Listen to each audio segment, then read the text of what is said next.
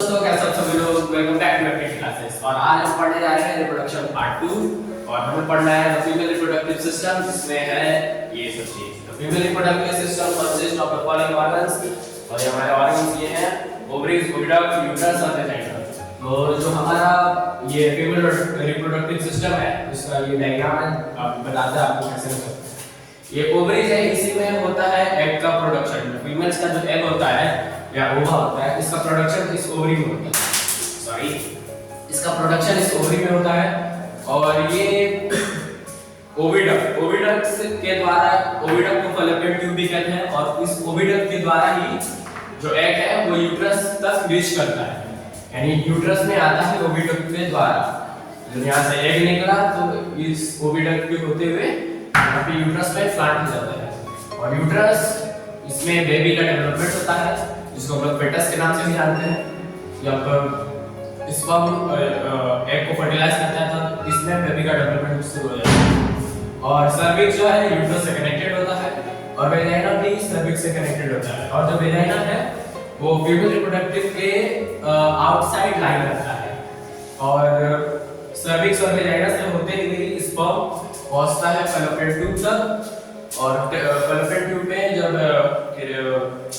Fertilisation जब होता है, ओवरी से एग निकलता है, यहाँ पे स्पर्म, मान लीजिए यहाँ पे स्पर्म है, ठीक, और यहाँ से एग निकला, तो यहाँ पे फर्टिलाइजेशन होगा। उसके बाद यहाँ से जो फर्टिलाइज्ड एग है यानी जाइगोट, यहाँ पे इम्प्लांट हो जाएगा। उसके बाद बनता है एम्ब्रियो, 8 हफ्तों में एम्ब्रियो बनता है, यानी जो ब्रेकिंग डाउन ऑफ जाइगोट उसको एम्ब्रियो कहते हैं। उसके बाद 30 महीने लगते हैं एम्ब्रियो के बाद जो फेटस कंप्लीट होता है। फेटस होता है ऑर्गन डेवलपमेंट सिस्टम चालू हो जाता है, ठीक। तो हम ये सब समझ लिए हैं, अब चलते हैं आगे पढ़ना है।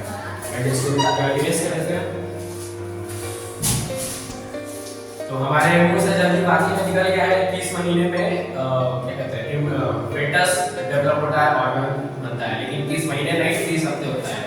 और 30 हफ्ते और 8 हफ्ते, यानी जो जाइगोट को टूटने में लगा है, एम्ब्रियो में कन्वर्ट होने में लगा 8 हफ्ता, और फेटस में जब ऑर्गन डेवलपमेंट होता है उसको 30 हफ्ता लगता है, यानी 30 और 8 मिलकर होता है 38 हफ्ता, जिसको 9 महीना भी हम लोग इनडायरेक्टली भी सिखा सकते हैं। यानी 9 महीना में जो डिलीवरी और बेबी होता है वो हो जाता है।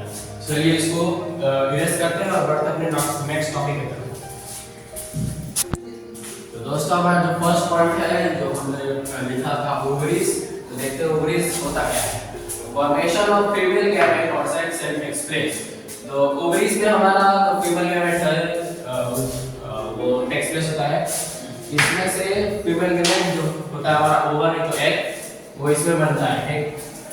स्टोरेज ऑफ ओवर और एग, हमने जैसे बताया फॉर्मेशन ऑफ गैमेट्स होता है फीमेल का, और इसमें होता है ओवा और एग को स्टोरेज, यानी ओवरीज ओवा और एग को स्टोर करता है और उसको बनाता है। तो सेकंड पॉइंट जो हमारा है ओविडक्ट और फैलोपियन ट्यूब। ओविडक्ट को हम फैलोपियन ट्यूब भी कह सकते हैं। तो देखते हैं इसमें पॉइंट क्या क्या है। Just above the ovaries are the tube called oviducts।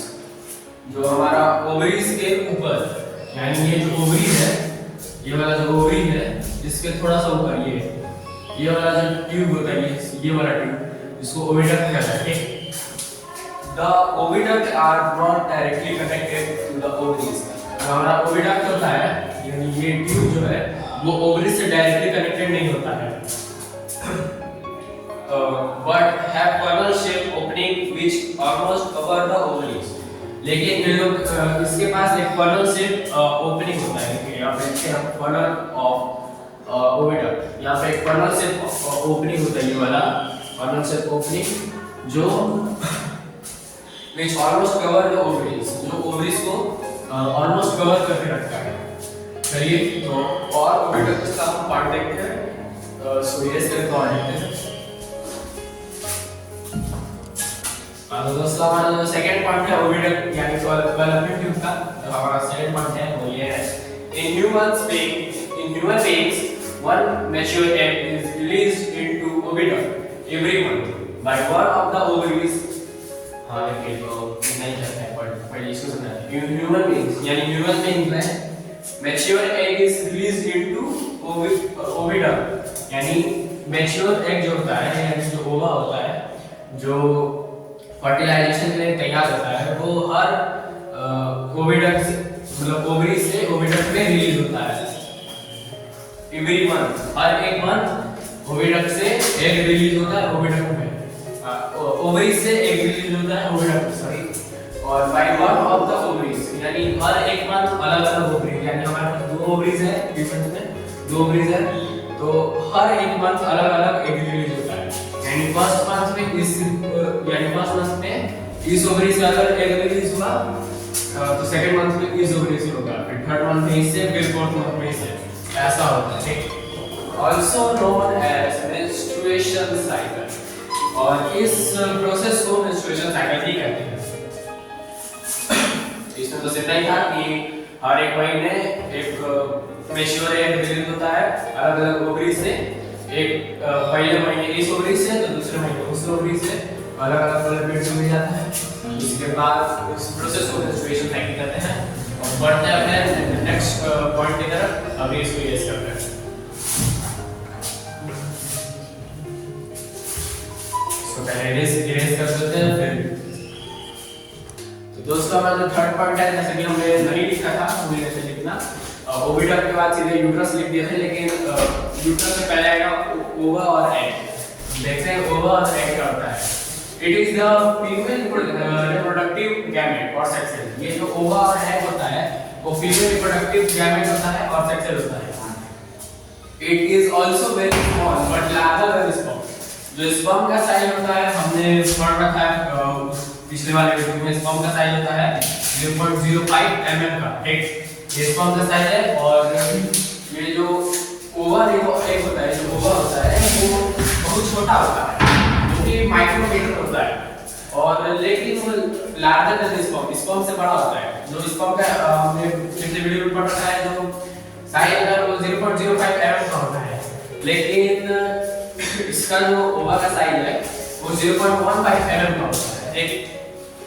और the shape of the ova is round, ये राउंड शेप करता है, जैसा कि हमने जैसा कि आप देख सकते हैं यहाँ पे हमने इस पिक्चर में दिखा रखा है, यहाँ पे डायग्राम बनाया है, ये राउंड शेप करता है। ऑल्सो अ सिंगल सेल, ये जो ओवा है वो भी एक सिंगल सेल का होता है। Has nucleus, cytoplasm and cell membrane. जो हमारा ओवा है उसके पास न्यूक्लियस होता है, साइटोप्लाज्म होता है और सेल मेम्ब्रेन होता है। तो अब एक नजर डालते हैं ह्यूमन एग और ओवा के ऊपर। जो ह्यूमन ओवा होता है उसमें देखिए क्या क्या होता है।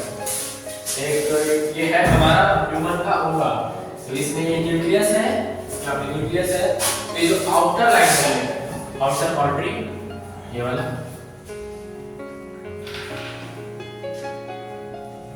ये जो आउटर बाउंड्री है जिसको हमने वो किया है वो होता है जेली कोट। जेली कोट का होता है, और ये न्यूक्लियस होता है।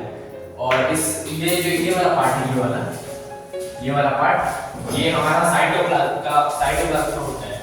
और ये वाला जो पार्ट है ये सेल मेम्ब्रेन होता है, ठीक। ये वाला पार्ट सेल मेम्ब्रेन होता है। और जो अभी हमने जेली कोट इसमें बताया नहीं है, जेली कोट ये जब आप समझ गए हैं ये क्या क्या होता है, अब जेली कोट इसके बाद बताएंगे।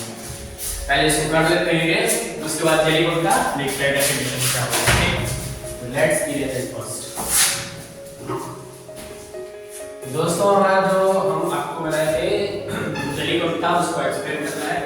तो जो हमारा जेली कोट है, it allows one sperm to enter into it. जो जेली कोट है वो एक ही स्पर्म को अलाउ करता है एग के अंदर एंटर करने को, ठीक। जैसा कि हमारा एग है, तो ये जो कलरिश पार्ट है ये वाला, इसको हम बोलते हैं जेली कोट, ठीक। ये जो जेली कोट है, मान लीजिए जब फ्यूजन जब इंकोर्स हुआ है, तो ये जो हमारा स्पर्म है, ठीक, तो इस स्पर्म को बहुत सारे स्पर्म एक बार में आते हैं, मिलियंस ऑफ स्पर्म इंकोर्स के दौरान आते हैं। तो ये जो हमारा स्पर्म है, एक जो सबसे बढ़िया स्पर्म होगा उसी को ये जेली कोट अलाउ करेगा इस ओवरी एग के अंदर एंटर करने को, तो ये स्पर्म ऐसा ऐसा जाएगा, मान लीजिए सबसे बढ़िया स्पर्म है, इसके अंदर क्या है कि जेलीकोट जो है जैसे ही इसके अलाउ कर देगा अंदर जाने को, तो ये स्पर्म यहाँ पे आ गया, तो ये जो जेलीकोट है वो ब्रस्ट हो जाता है, वो टूट जाता है। इस वजह से जो बाकी स्पर्म है वो इसके अंदर नहीं आ पाते हैं। इसलिए लिखा है it allows one sperm to enter into it during fertilisation. Fertilisation के दौरान यानी कोर्स के दौरान ये एक ही स्पर्म को अलाउ करता है इसके अंदर जाने को, exist outside the cell membrane. ये जो जेलीकोट ये सेल मेम्ब्रेन होता है, ये वाला जो पार्ट है ये सेल मेम्ब्रेन, इस पार्ट को सेल मेम्ब्रेन कहते हैं। यहाँ पे लिखा है exist outside the cell membrane. ये जो सेल मेम्ब्रेन है उसके आउटसाइड ये एग्जिस्ट करते हैं। ये देखिए ये सेल मेम्ब्रेन है, इसके बाहर, ये बाहर आउटसाइड में एग्जिस्ट कर रहा है jelly coat. It is the thin layer of jelly. ये जो जेलीकोट होता है वो एक थिन लेयर ऑफ जेली होता है, इसीलिए इसका नाम जेलीकोट रखा गया है। तो अभी इसको इरेज करते हैं और बढ़ते हैं अपने नेक्स्ट टॉपिक जो कि हमारा यूट्रस, उसको एक्सप्लेन करेंगे। चलिए इसको इरेज करते हैं।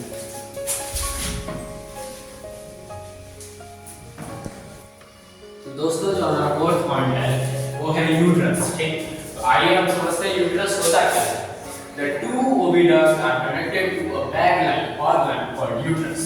जो दो ओविडक्ट है, ये जो ओविडक्ट और या फॉलोपियन ट्यूब इसको हम लोग कहते हैं। ये पहला फॉलोपियन ट्यूब है, ये दूसरा फॉलोपियन ट्यूब है, इसको ओविडक्ट भी कहते हैं। जो two oviduct are connected to a bag like organ. जो ओविडक्ट है दोनों एक बैग-लाइक ऑर्गन से कनेक्टेड रहते हैं जिसको हम यूट्रस कहते हैं। ये है यूट्रस और ये दोनों ओविडक्ट कनेक्टेड है इस बैग-लाइक स्ट्रक्चर से जिसको हम लोग यूट्रस बोल रहे हैं। एक The development of a baby takes place. इस यूट्रस में जो बेबी का डेवलपमेंट होता है takes place, यानी इस यूट्रस में बेबी डेवलप होता है। यूट्रस में बस इतना ही था। और वेजाइना देखते हैं, वेजाइना क्या है? Lie outside the female reproductive organ. ये वेजाइना होता है वो फीमेल रिप्रोडक्टिव ऑर्गन के आउटसाइड लाई करता है। जैसे मेल में पेनिस आउटसाइड लाई करता है, वैसे ही वेजाइना फीमेल में आउटसाइड लाई करता है। Vagina receives the penis for putting sperm into the woman's body for fertilisation of the egg और ओवा। ये जो वेजाइना होता है वो रिसीव करता है पेनिस को, जो वेजाइना होता है वो रिसीव करता है पेनिस को और putting sperm into the woman's body. Sperm को वुमन्स बॉडी के अंदर डालने के लिए for fertilisation of the egg और ओवा। उसके फर्टिलाइजेशन यानी एग और ओवा के फर्टिलाइजेशन के लिए जो वेजाइना होता है पेनिस को रिसीव करता है और वुमन्स बॉडी में स्पर्म डालता है। तो इस फीमेल रिप्रोडक्टिव सिस्टम में बस इतना ही था। और जो आगे का टॉपिक है वो देखते हैं आगे। अभी फिनिश को इरेज करते हैं, तो आगे का टॉपिक क्या है दोस्तों? अब हमें उस जेलीकोट के बाद पढ़ना है हमें क्रोमोसोम्स। और ये कितना हम तैयार कर लिए हैं क्रोमोसोम, आपको देख के क्रोमोसोम होते क्या है। वो क्रोमोसोम्स कंटेन्स डीएनए। जो क्रोमोसोम होता है वो डीएनए को कंटेन करता है और इट कैरीज जीन्स। जो क्रोमोसोम होता है वो जीन्स को कैरीज करता है और डीएनए को कंटेन करता है। नंबर ऑफ क्रोमोसोम जो होते हैं वो 46 होते हैं, यानी जो क्रोमोसोम्स के नंबर होते हैं वो 46 होते हैं और उनको 23 इन पेयर हम बोल सकते हैं। यानी जो 46 होते हैं क्रोमोसोम उनको 23 इन पेयर बोलते हैं और 44 + 2 क्रोमोसोम होते हैं। यानी पहले 44 क्रोमोसोम ऐसे होते हैं और प्लस जो 2 होते हैं ये 2 वाले क्रोमोसोम ये डिसाइड करते हैं कि जेंडर क्या होता है। 44 क्रोमोसोम और जो है वो कैरेक्टर फॉलो करता है। मेल का जो कैरेक्टर होता है वो 44 फॉलो करता है और जो जेंडर डिसाइडिंग क्रोमोसोम होता है वो ये 2 होता है। जेंडर डिसाइड क्रोमोसोम यही दोनों मिलकर बनते हैं 46। और देखिए अब यहाँ पे जो हमने बनाया है ये एग और इसको फिर से हमने बनाया है क्योंकि ये पूरा टॉपिक इन्हीं दोनों पे डिपेंड करता है। तो देखिए इसमें है क्या, जो एग का न्यूक्लियस है और जो स्पर्म का न्यूक्लियस है, जब फर्टिलाइजेशन होगा तो एग और स्पर्म का जो न्यूक्लियस है वो मिलेगा, ठीक। तो nuclei of sperm and egg contains, जो न्यूक्लियाई किसको कहते हैं? अगर एक न्यूक्लियस है तो उसको न्यूक्लियस कहेंगे, अगर एक से ज्यादा यानी 2 या 3 न्यूक्लियस है उसको न्यूक्लियाई कहते हैं। न्यूक्लियस सिंगुलर होता है और न्यूक्लियाई होता है प्लूरल, ठीक। तो nuclei of sperm and egg contains, जो न्यूक्लियाई ऑफ स्पर्म और एग है वो कंटेन करता है क्रोमोसोम, ठीक। ये दोनों ही करते हैं। इस स्पर्म के न्यूक्लियस में भी क्रोमोसोम होता है और एग के न्यूक्लियस में भी क्रोमोसोम होता है। यहाँ लिखा है the nuclei of sperm and egg contains chromosome which carries genes. यहाँ पे देखिए the nuclei of sperm and egg contains chromosome which, यहाँ पे देखिए यहाँ पे ऐसा ब्रैकेट में लिखे हैं कैरी जीन्स। जो क्रोमोसोम होते हैं वो चीज कैरी करते हैं, यहाँ पे लिखे हैं क्रोमोसोम कैरी जीन्स। यहाँ पे भी वही है क्रोमोसोम कैरी जीन्स। वर्क, इनका जो क्रोमोसोम्स का वर्क जो होता है transmit character from parent to offspring. जो क्रोमोसोम का वर्क होता है वो कैरेक्टर्स को ट्रांसमिट करने यानी ट्रांसफर करने का काम करता है फ्रॉम पेरेंट्स टू ऑफस्प्रिंग। तो पेरेंट्स से जो बच्चे होंगे उनमें कैरेक्टर पेरेंट्स का ट्रांसफर करने का वर्क होता है क्रोमोसोम्स। तो अब यहाँ पे देखिए ये एक फिगर बना है, यहाँ पे दिख रहा है कैसा कैसा होता है क्रोमोसोम वगैरह और डीएनए कैसा होता है, जीन कैसा होता है। देखिए जो पहला सेल है, सेल ये इन दोनों से कोई भी सेल नहीं होती, इन दोनों से कोई एक सेल, क्योंकि इसको भी एक सिंगल सेल है और एक भी एक सिंगल सेल है। तो इन दोनों से कोई एक सेल लिए है और उसमें देखिए यहाँ पे ये न्यूक्लियस है, ये वाला जो गोल वाला पार्ट है ये न्यूक्लियस है, इस पे ऐसा हमने एरो बनाया है न्यूक्लियस। इसके अंदर होते हैं क्रोमोसोम। तो क्रोमोसोम यहाँ पे दिखा रहे हैं, क्रोमोसोम देखिए कैसा होता है। ये हमारा क्रोमोसोम है और क्रोमोसोम्स नंबर ऑफ क्रोमोसोम वहाँ पे भी हमने लिखा है 46। जो नंबर ऑफ क्रोमोसोम है 46 है और ये 23 पेयर्स होते हैं, यानी दो दो का पेयर होता है। जैसे एक पेयर है तो ये 2 क्रोमोसोम होगा, 2 पेयर है तो ये 4 क्रोमोसोम होगा। इस तरीके से नंबर ऑफ क्रोमोसोम्स होते हैं पेयर्स में, ठीक।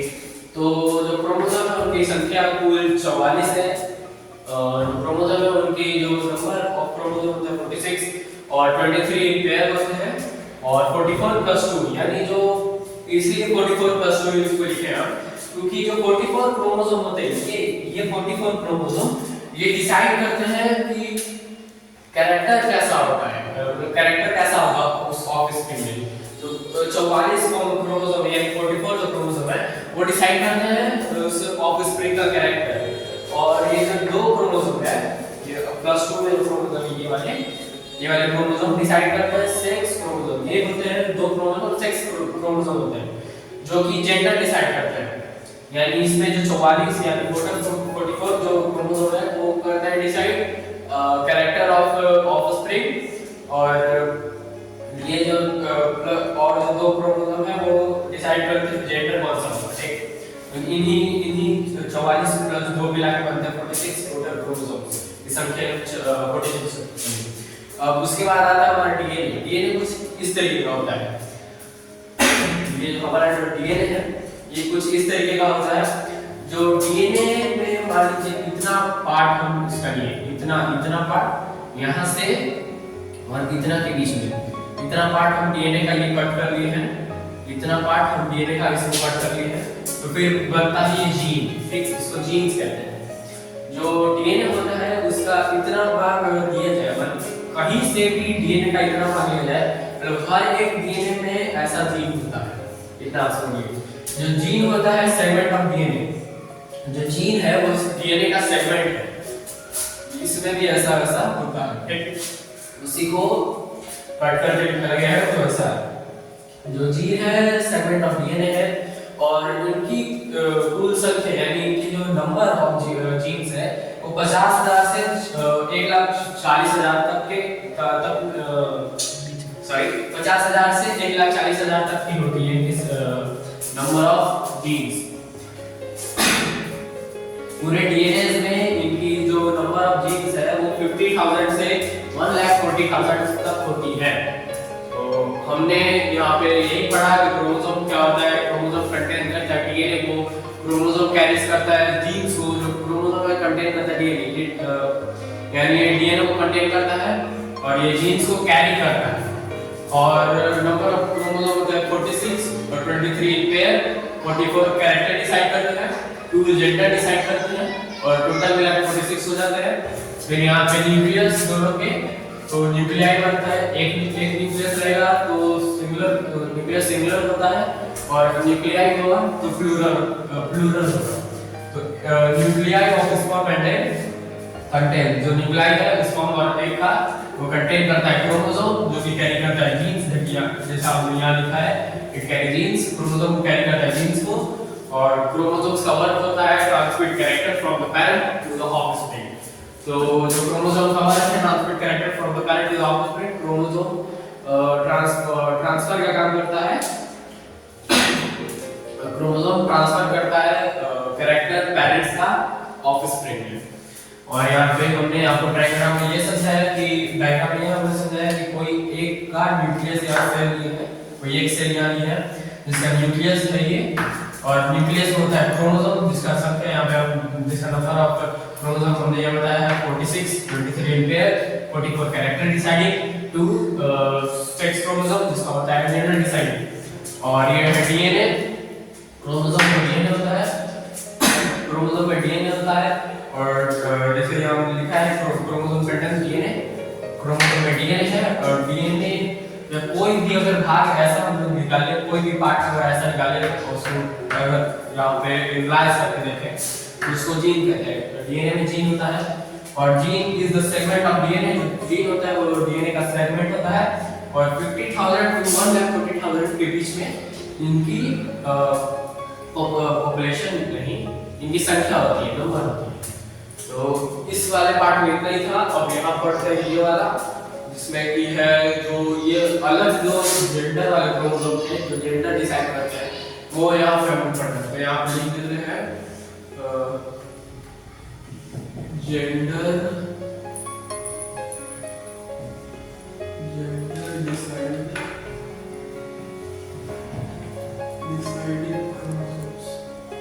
क्रोमोसोम्स। ये जो हमारे है, ये जो यहाँ पे हमने लिखा है दो 44 जो हमारे कैरेक्टर डिसाइड करते हैं और ये जो 2 है जेंडर डिसाइड करते हैं। ठीक, तो ये 2 जेंडर डिसाइड क्रोमोसोम्स को हमने यहाँ बताया है। तो जो हमारे जेंडर डिसाइड क्रोमोसोम्स हैं उसमें मेल और फीमेल आएंगे, क्योंकि हमारे अभी जेंडर 2 ही लेके चल रहे हैं, मेल और फीमेल। ये जो मेल और फीमेल है ये होते कैसे हैं? तो देखिए जो मेल का जो क्रोमोसोम होता है वो होता है XY, एक जो मेल का क्रोमोसोम है ये XY है और जो फीमेल का क्रोमोसोम है वो XX है, ठीक। और अगर XY होगा तो बॉय इन्फेंट पैदा लेगा और अगर XX हुआ तो गर्ल इन्फेंट पैदा लेगी। देखिए होता कैसे, यहाँ पे लिख देते हैं मेल, यहाँ पे लिखते हैं X और Y। अब यहाँ पे लिखते हैं फीमेल, यहाँ पे लिख रहे हैं X और X। मान लीजिए इनवर्स हुआ, अब फर्टिलाइजेशन में डिसाइड करना है क्रोमोसोम्स को कि जेंडर कौन सा होगा, लेकिन वो डिसाइड पहले से हो जाता है क्योंकि जो स्पर्म जाएगा उसी में क्रोमोसोम रहेगा। अब वो स्पर्म X जा रहा है कि Y जा रहा है वो डिपेंड करता है, और डिपेंड करता है स्पर्म पे। मान लीजिए अगर स्पर्म X गया, X क्रोमोसोम वाला अगर स्पर्म गया तो यहाँ पे X, और फीमेल कभी भी अगर देगी, यानी फीमेल कभी भी अपना क्रोमोसोम अगर देगी तो दोनों X ही है, कोई एक ही X जाएगा, इस पे कोई और नहीं, जैसे इस पे X और Y है तो यानी हो सकता है इस पे X जाए नहीं तो Y जाए, ऐसा होगा। लेकिन जब भी जाएगा इस फीमेल की तरफ से तो X ही जाएगा, तो इसका एक X लिखा रखते हैं, यहाँ पे X और X है, ठीक। यहाँ से X गया और यहाँ से तो X ही जाएगा करेक्ट। अगर यहाँ से Y आता तो दिखाता है, यहाँ पे X गया और यहाँ से X गया तो XX हमने क्या पढ़ा है, XX होता है गर्ल्स, तो अगर XX जाएगा तो गर्ल्स पैदा होगी। और वही अगर Y आता है, Y यहाँ पे y गया, ठीक, और यहाँ पे x गया, ठीक। तो ये हो गया, इसको ऑपोजिट कर देते हैं x और y। तो ये हो गया x y। तो x y हमने यहाँ देखा है बॉय का होता है। तो जब भी x और x जाएगा तो गर्ल्स पैदा होगी, और जब भी x और जो हम कह रहे थे कि जब भी x और x जाएगा तो हमने लिखा है x और x गया तो x और x गया तो गर्ल पैदा होगा, और जब भी x और y जाएगा तो यहाँ पे हमने लिखा है x और y गया तो बॉय पैदा होगा। यानी जब भी x और x क्रोमोसोम जाएंगे तो गर्ल्स पैदा होगी, और जब भी x और y क्रोमोसोम जाएंगे तो बॉय पैदा होंगे।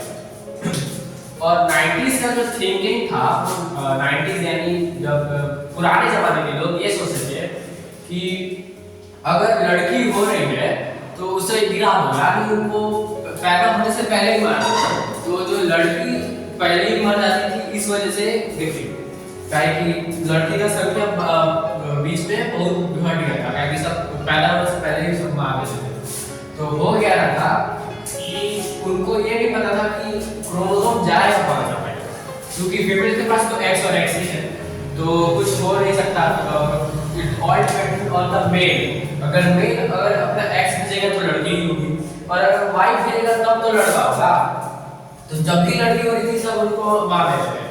तो हम बस ये कहना चाह रहे हैं इसमें कि जो 90s से थिंकिंग थी वो बहुत गलत था, क्योंकि it's all depending on the boys that वो it's all depending on the male that वो कौन सा क्रोमोसोम अपना भेज रहे हैं। अगर मेल x भेजेगा तो इसके पास और कोई चांस ही नहीं बचता कि कुछ और भेजे क्रोमोसोम, क्योंकि दोनों इसके पास x और x ही है, लेकिन इसके पास एक y है और एक x है। तो अगर मेल क्रोमोसोम x भेजेगा तब जाके ये भी x भेजेगा, क्योंकि इसके पास कोई और क्रोमोसोम है नहीं, तब जाके होगी लड़की। और अगर मेल y भेजता है क्रोमोसोम तो इसके पास दोनों एक ही है, x ही है दोनों, तो ये x ही भेजेगी, और ये y अगर भेजा तब जाके लड़का पैदा होता है। ऐसा होता है क्रोमोसोम्स का। ये था हमें हमने पढ़ा है कि क्रोमोसोम होते क्या है, क्रोमोसोम क्या कंटेन करते हैं, क्रोमोसोम मतलब क्रोमोसोम का वर्क क्या है, और लड़का और लड़की किस पे डिपेंड करता है। और अभी के लिए इस वीडियो में इतना ही, मिलते हैं अगले वीडियो लेक्चर में। अभी के लिए बस यहीं पे खत्म करते हैं, मिलते हैं अगले नेक्स्ट पार्ट में। तब तक के लिए लाइक करिए, सब्सक्राइब करिए और अपने दोस्तों को ये वीडियो शेयर करिए ताकि वो भी हमसे कुछ नॉलेज ले सकें। और नीचे दिए गए बेल आइकन को और प्रेस कर दीजिए ताकि हमारे नए वीडियोस की नोटिफिकेशन आपके पास जल्द से जल्द आए। तो तब तक के लिए इतना ही, मिलते हैं नेक्स्ट वीडियो में। जय हिंद, जय भारत।